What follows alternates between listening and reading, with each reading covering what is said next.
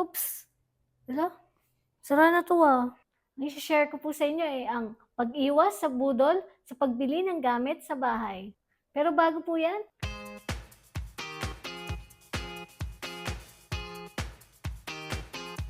may kwento po muna ako sa inyo. Noong 2023 nag-start ako mag-innovate. Ito pong business ko, ang Len Transient House. Dahil doon, kinailangan kong bumili ng kumpletong gamit sa bahay. Marami akong pagkakamaling nagawa sa pagpili ng gamit. Hindi ko masyadong na-check ang quality nito. Kaya naman 3 months pa lang, nasira na kaagad. Dahil sa marami kong pagkakamali noon, kaya naman naging mapanuri ako sa pagbili ng gamit sa bahay. Kaya ang naging resulta, yung mga nabili kong gamit ngayon, talagang tumagal siya, halos mahigit 1 taon na okey pa rin.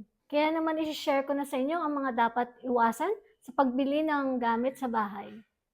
Number 1, kung bibili ka ng gamit, i-check mong maigi yung materyales kung saan gawa 'to. Example, upuan. Nakita mo sobrang ganda talaga ng upuan, elegante at perfect na talaga siya sa paningin mo. Oops, bago mo bilhin 'to, i-check mo muna yung ilalim ng upuan. Tingnan mo yung screw niya, yung paa ng upuan. Paano bang posisyon nito? Nandun din kasi ang ikakatibay ng gamit. Subukan mo ring upuan, check mo kung magiging komportable ka ba dito. Wag lang design ang tingnan mo. I-check mo rin maigi yung materyales kung ano bang klase 'to, makapal ba 'to or manipis? 'Pag inupuan mo ba 'to, hindi ba 'to kaagad magka-crack? At yung mga paa ng upuan, matibay ba talaga? So, dun ka mag-base ng desisyon mo para hindi masayang yung pera mo. Sunod, huwag kang titingin sa presyo. Hindi porke mura yan, bibilhin mo na agad-agad. Check mong maigi yung kalidad ng produkto. Kung tatagal ba to ng ilang taon?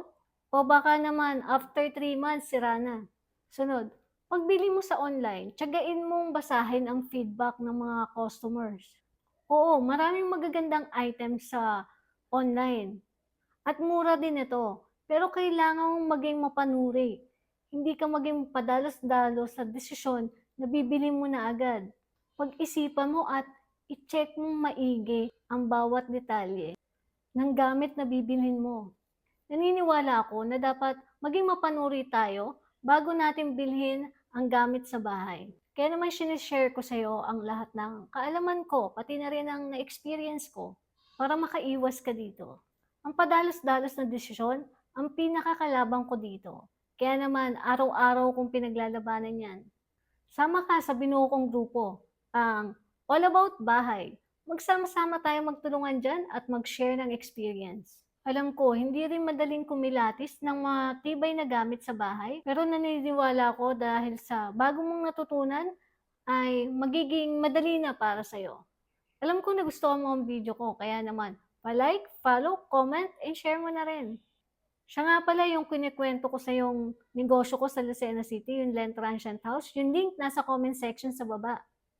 Again, ako nga pala si Len Hagoba at naniniwala sa kasabihang, kapag determinado ka, sigurado akong malayo ang iyong mararating. Bye!